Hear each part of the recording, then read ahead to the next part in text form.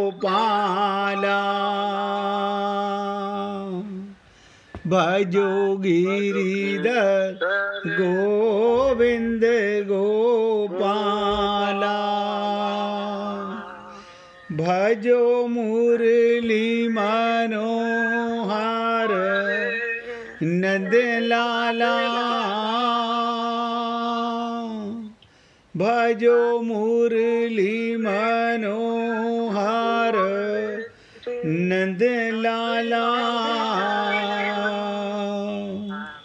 भजो गिरिधर गोविंद गोपाला भजो गिरिधर गोविंद गोपाला भजो मुरली मनोहर नंद लाला भजो मुरली मनोहर नंद लाला भजो गिरिधर गोविंद गोपाला भजो गिरिधर गोविंद गोपाला भजो मुरली मनोहर नंद लाला भजो मुरली मनोहर नंद लाला भजो गिरिधर गोविंद गोपाला भजो गिरिधर गोविंद गोपाला बोलिए वृंदावन बिहारी लाल की जय जय श्री राधे जय जय श्री राधे। सभी भक्तों से निवेदन, बहुत एकाग्रचित होकर भगवान श्री कृष्ण की ज्ञान गीता, ज्ञान गंगा अहम को, अहंकार को, अज्ञानता को मिटाने का मूल स्रोत है, जिसकी चर्चा आपके साथ चल रही है। अक्सर व्यक्ति भगवान को खोजने बाहर भागता है, क्योंकि जैसा हमने देखा वैसा ही हम कर रहे हैं। बाहर खोज रहा है, बाहर भाग रहा है। तो संत महात्मा क्या कहते हैं? भीतर लौटना है। अगर वाकई में शरीर के सुख के लिए बाहर, आत्मा के सुख के लिए अंदर, मैं ऐसा नहीं कह सकता कि आपको शरीर मिला है तो शरीर का भी कार्य करना है, लेकिन वो सारा बाहर का कार्य है। लेकिन आत्मा को परमात्मा का प्रेम पाना है तो भीतर लौटना है। ये मनुष्य जीवन बहुत दुर्लभ है।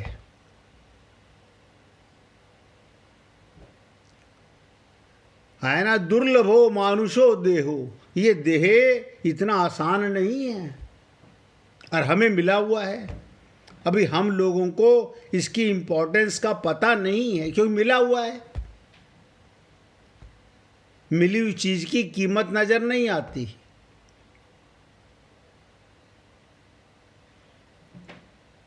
ये जीवन का सार क्या है, बहुत गहराई से सुनेंगे तो अंदर तक जाएगा। जीवन का सार क्या है? बाहर भागना नहीं, भीतर लौटना है। सत्य की यात्रा बाहर नहीं, भीतर ले जाती है, और यही योग का वास्तविक लक्ष्य है। वास्तविक स्वरूप भी यही है। हम सबके भीतर मनेक की अनेक वृत्तियां उठती बैठती रहती हैं। मन माया का बेटा है तो मन तो संसार में जाएगा। सारे क्रोध, सारी इच्छाएं, कभी इच्छाएं होती हैं, कभी भय होता है, कभी मोह होता है। ये 3 प्रकार के गुण, जिसे सत्व, रज और तम, माया के 3 गुण, सात्विक, राजस और तामस, आत्मा का इनसे कोई लेना देना नहीं है। आप लोग पूजा करते हो? हाँ, करते हैं ना। किसके लिए? आत्मा के लिए ना। किसके लिए करते हो? अपने मन को तसल्ली देने के लिए, प्रसन्न करने के लिए। परमात्मा तो अंदर बैठा ही हुआ है, आत्मा को तो मिला ही हुआ है। आत्मज्ञान नहीं हो पा रहा। देखो कितनी विचित्र चीज है। भगवान कह रहे हैं, मोह को तू क्या ढूंढे रे बंदे, मैं तो तेरे पास रे। भगवान आपके पास है, उन्हें ढूंढने कहीं नहीं जाना।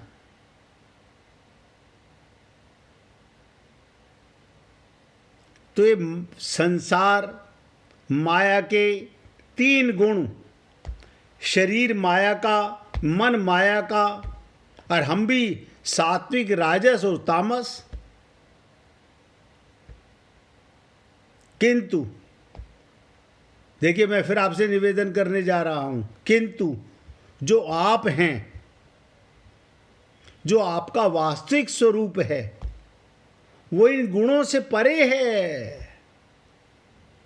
शरीर का गुण प्रकृति के साथ, मन माया का बेटा है।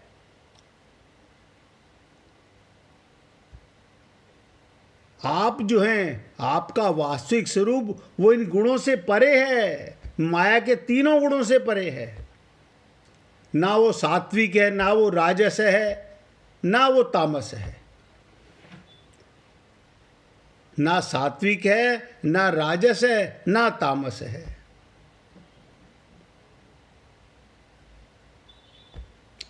अब विशेष बात ध्यान से सुनेंगे।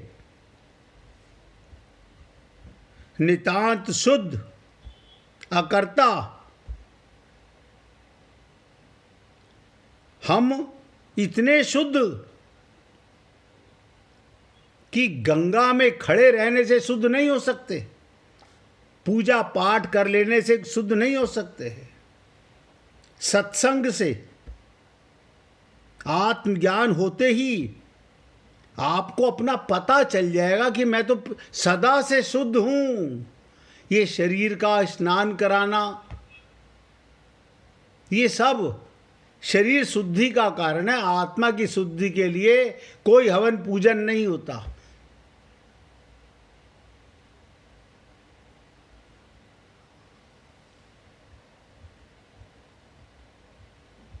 तो जो आपका नितांत शुद्ध और अकर्ता, जिस दिन ये समझ में आ जाएगा कि मेरा वास्तविक स्वरूप क्या है, मैं कौन हूं, माया के 3 गुणों से परे, माया मन सात्विक, राजस और तामस गुणों में फंसता है। आत्मा का कोई लेना देना ही नहीं। आप मंदिर जाते हो शरीर से और मन से। आत्मा को किसी मंदिर में जाने की जरूरत नहीं।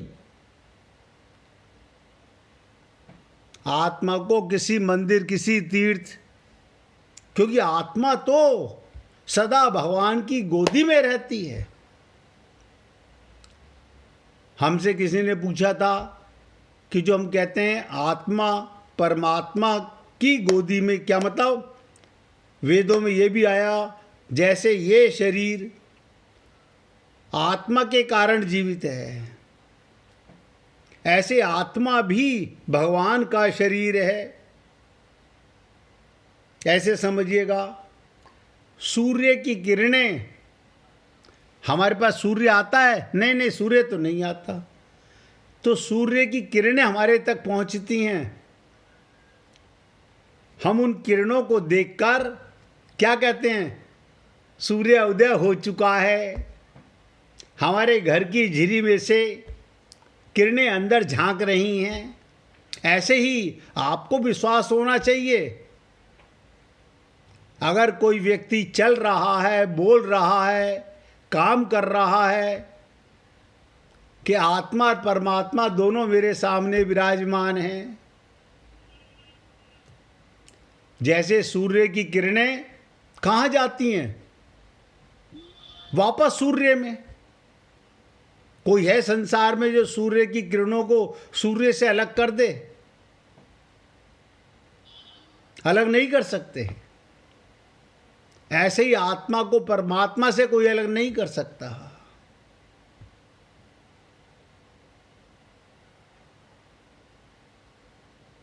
तो जिस दिन आपको और हमको अपना वास्तविक स्वरूप, यानी आत्मा का स्वरूप क्या है, माया के गुणों से परे नितांत शुद्ध, उसे गंगा जल से शुद्ध नहीं कर सकते, उसे अग्नि से शुद्ध नहीं कर सकते। और सबसे बड़ी चीज अकर्ता है, वो कोई कर्म भी नहीं करता। हद हो गई।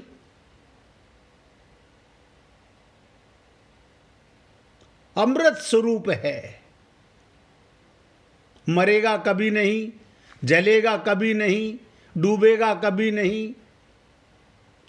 उसे भगवान को पाने की जरूरत ही नहीं, क्योंकि उसे भगवान मिला हुआ है। लेकिन आप हम लोगों को जिस दिन ये समझ में आ जाता है, क्या जो कुछ भी चल रहा है वो मन है, मन ही बंधन, मन ही मोक्ष का कारण है, मन ही चलायमान है। जो देख रहा है वह मैं हूं। अब मैं का पता कैसे? जो देख रहा है वो मैं हूं, ये ज्ञान हो जाए। शरीर नहीं देखता, आंख नहीं देखती, मन नहीं देखता। जिस दिन हमको ये विश्वास हो गया जो देख रहा है वो मैं हूं, उसी दिन सत्संग का कमाल हो जाएगा। बताओ, समझ लीजिएगा, आपके जीवन भर की कमाई का उदय उसी दिन होगा जिस दिन आपको मैं का ज्ञान हो जाएगा। उसी दिन आपका विवेक उदय हो जाएगा। बस विवेक क्या है? दबी हुई चिंगारी, उसके ऊपर से धूल हटी नहीं, मैं का ज्ञान हुआ नहीं। और यही विवेक, अब जो गहरी बात लास्ट बताने जा रहा हूं इस प्रसंग की, यही विवेक धीरे धीरे आत्म साक्षात्कार की राह खोल देता है। जैसे सूर्य की किरण सूर्य तक जाती है, सूर्य से आती है, सूर्य में समा जाती है, ऐसे आपका विवेक आत्मा और परमात्मा का अनुभूति करा देती है। अब आप सोचिएगा, अगर आप हम लोग कोई हमसे वैसे पूछे क्या आपके पास विवेक नहीं है, तो आप कहेंगे कैसी बात करते हो, हमारे पास आपसे ज़्यादा विवेक है। हम सब यही बोलेंगे। जिसे हम बोलते हैं वो है बुद्धि।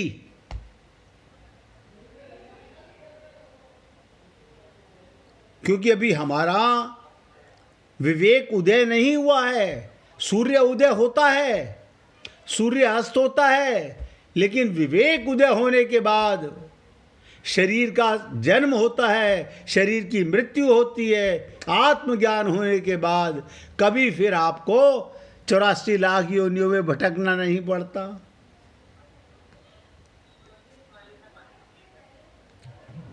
और आप लोगों ने कई बार सुना होगा कि बिनु सत्संग विवेक न होई।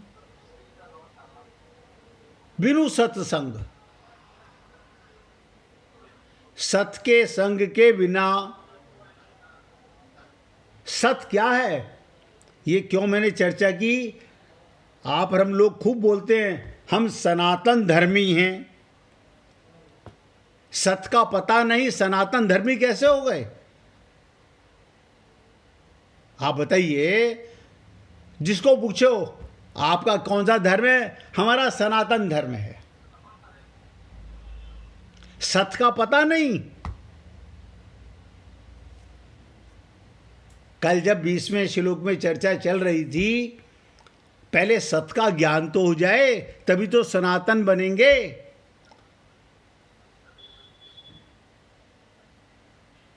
लेकिन केवल शब्दों को रटा हुआ है। सत का ज्ञान होते ही, आत्मज्ञान होते ही सब में परमात्मा तत्व का साक्षात्कार होता है। ये सनातन है कि सब में आत्मा को देखना। हिंदू, मुस्लिम, सिख, ईसाई नहीं करना, कोई जातिवाद नहीं। 84 लाख योनियों में वो हम में सत्य को नहीं देख सकते, हम उनमें सत्य को देख सकते हैं, क्योंकि आपका विवेक जाग जाएगा। उनका विवेक नहीं जाग सकता। किसी जानवर को भगवत प्राप्ति नहीं कराई जा सकती, वो सत्संग नहीं सुन सकता। इसलिए आया बिनु सत्संग विवेक ना होई। अब आप और हम लोग सुनते हैं, हम सत्संग सुनते तो हैं, फिर विवेक क्यों नहीं हो रहा। एक नया प्रश्न खड़ा हो जाता है। हम सत्संग सुनते हैं तो विवेक खड़ा क्यों नहीं हो रहा, विवेक क्यों नहीं जाग रहा। हम पाना तो चाहते हैं राम रस, लेकिन दो चीजों को अलग अलग नहीं करते। शरीर में रहता हूं शरीरी। शरीर का जन्म होता है, शरीर की मृत्यु होती है, शरीर को भूख लगती है, शरीर को प्यास लगती है, शरीर का अपनापन होता है, शरीर का संसार से प्रेम होता है। शरीर नश्वर है और आत्मा ईश्वर का अंश है। ये विवेक, देखिए मेरे बोलने का लाभ कब, जब आपको और मुझे 100% हमारा विवेक जाग जाए, आत्मज्ञान हो जाए। शरीर में रहिए ना। आप ब्राह्मण हैं, ब्राह्मण के धर्म निभाइए, क्षत्रिय हैं, क्षत्रिय के धर्म निभाइए, वैश्य हैं, वैश्य के धर्म निभाइए, शूद्र हैं, शूद्र के धर्म निभाइए। वो आत्मा का धर्म नहीं है।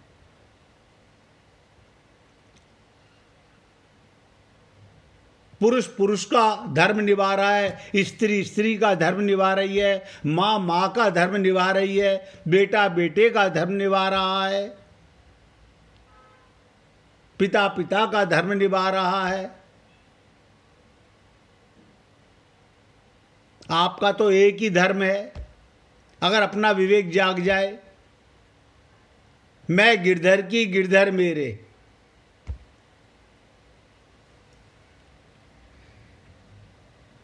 तो कल भी आपसे चर्चा चली, तो आज आपने समझा सनातन का अर्थ क्या होता है। जिसे सत्य का ज्ञान हो जाए, जिसका विवेक जाग जाए। ये पोथी पुस्तक पढ़ने से सत्य का ज्ञान नहीं होता, बिना सत्संग के नहीं हो सकता।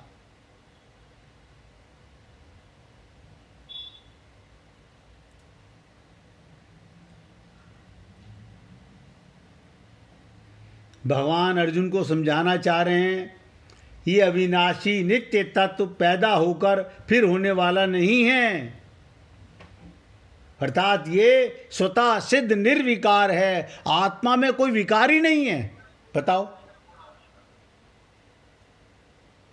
हम क्या कहते हैं, गुरुजी हमारे विकार दूर कर दो। किसके विकार दूर कर दें?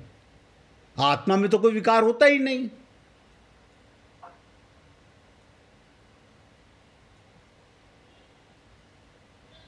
आज एक संत की छोटी सी लाइन सुनी, भजन में थी या कहाँ थी, बहुत अच्छा लगा कि गंगा नहाने तो दुनिया जाती है, गंगा जाके कभी मैं को भी छोड़ाया कीजिए।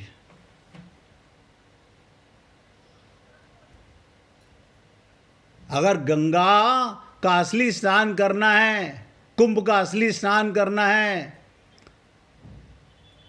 तो जिसको मैं करते रहते हो बकरे की तरह, उसे वहां त्याग के आओ, तब गंगा जैसे बनोगे। अब बताइए, छोटी सी बात है, कोई मंत्र नहीं, कोई तंत्र नहीं।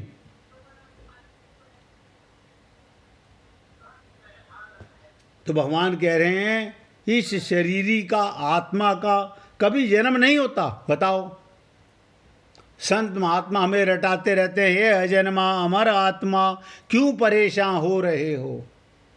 अजन्मा अमर आत्मा क्यों परेशान हो रहे हो।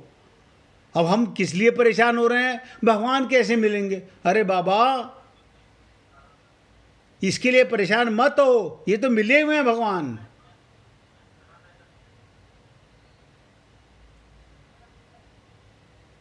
इसे अज कहा गया, अजा।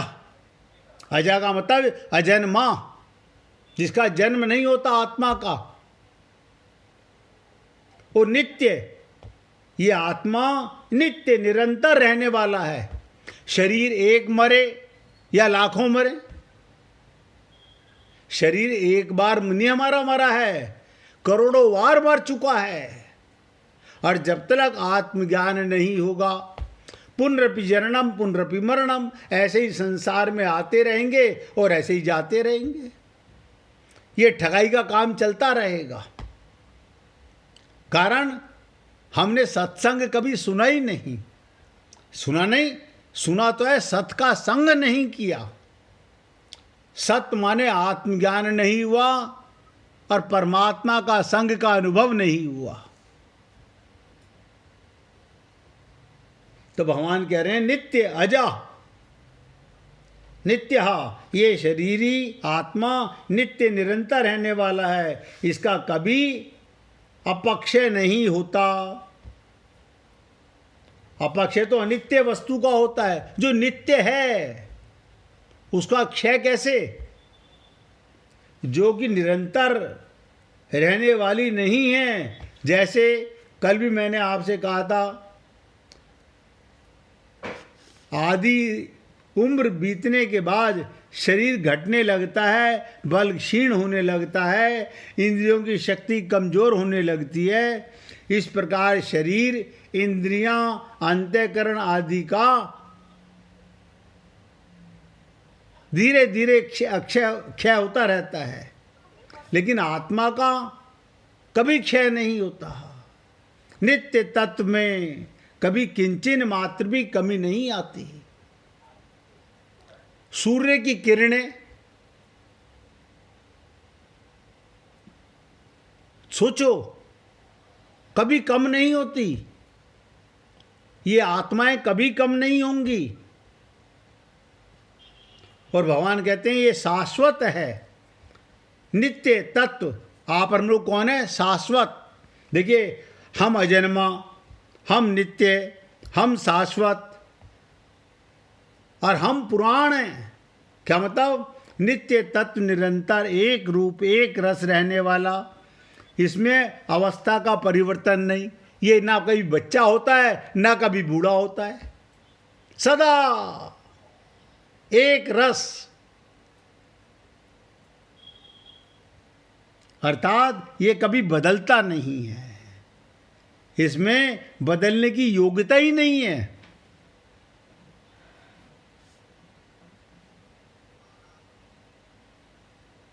और जो कहा पुराणा, पुराण का मतलब क्या होता है? अविनाशी। पुराना अर्थात अनादि।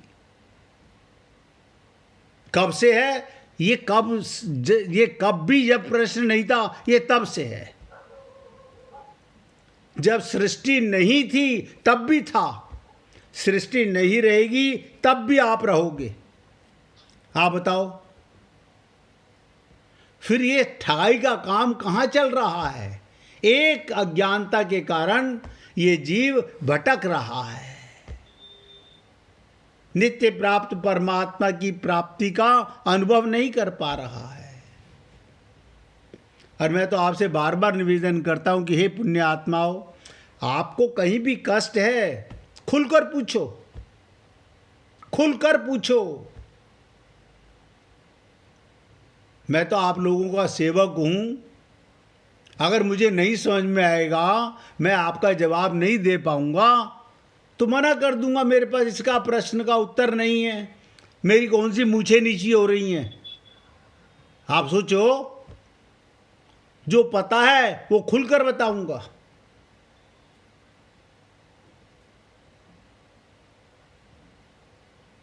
लेकिन बस आपसे एक ही निवेदन करता हूं, बिना समझे अगर प्रश्न नहीं करते तो आप अपने साथ चोरी कर रहे हो।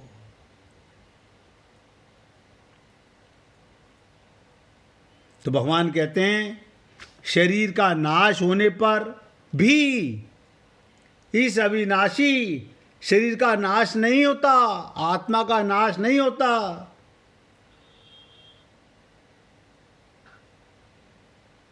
शरीर नष्ट होने वाला है। और कल भी आपसे कहा था, शरीर में 6 विकार होते हैं, आत्मा में नहीं होते। शरीर में 6 विकार भगवान ने शरीर और शरीरी का जैसा स्पष्ट वर्णन गीता में और किसी ग्रंथ में नहीं मिलता,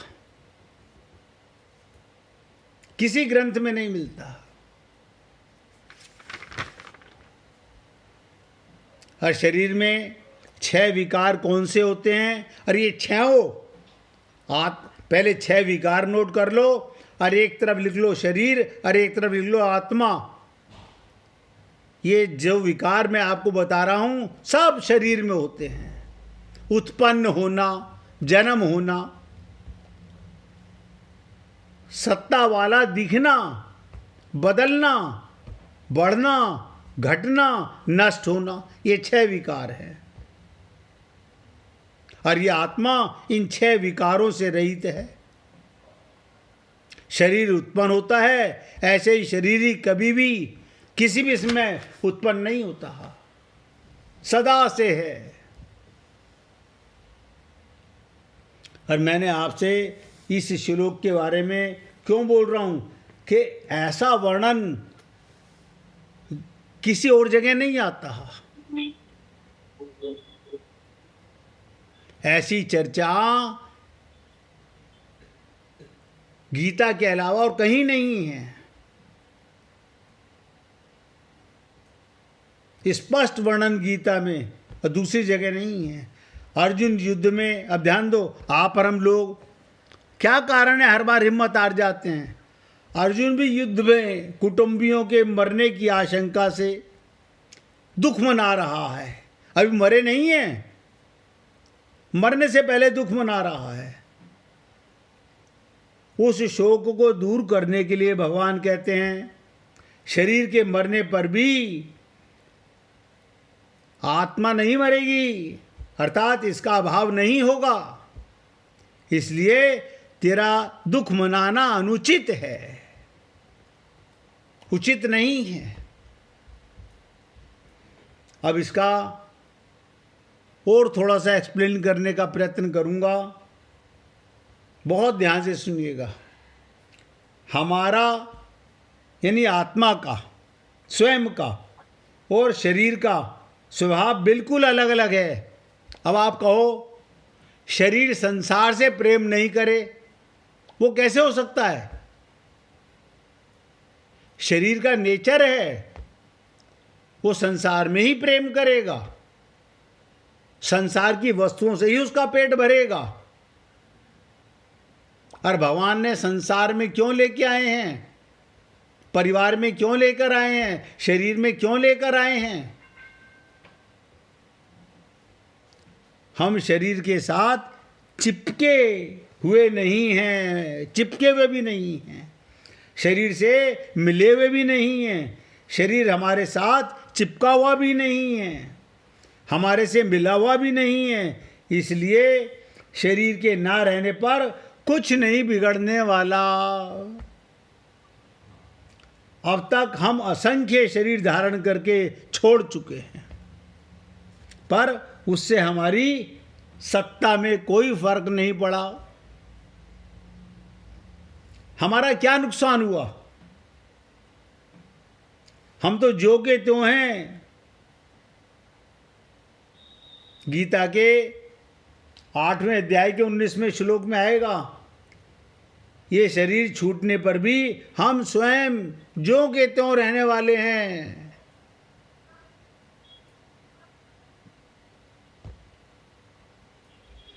और आप हम लोग ये महसूस करते हैं, नहीं ऐसे कैसे रहेंगे, आत्मा भटकती रहेगी।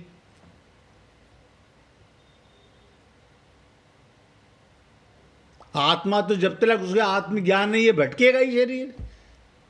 जब तक आत्मज्ञान नहीं होगा हम भटक रहे हैं, शरीर में रहते हुए भी भटक रहे हैं, शरीर के बाद भी किसी न किसी योनि में भटकेंगे। तो ध्यान दीजिएगा, जैसे हाथ पैर नासिका आदि शरीर के अंग हैं, ये जो आपके शरीर की 5 ज्ञानेंद्रियां 5 कर्मेंद्रियां हैं, ये शरीर के अंग हैं। ऐसे ही शरीर ही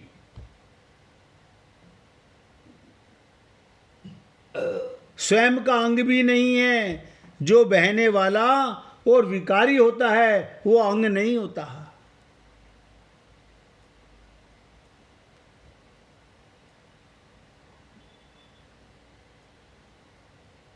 ऐसे ही शरीर बहने वाला, परिवर्तनशील और विकारी होने से शरीर का अंश नहीं है।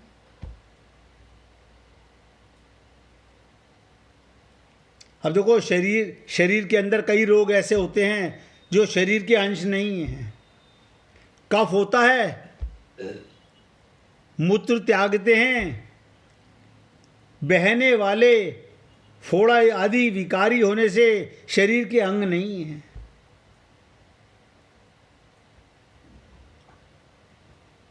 एक मिनट भगवान का कीर्तन करो, फिर आगे चर्चा करेंगे 21वें श्लोक की। हरे कृष्ण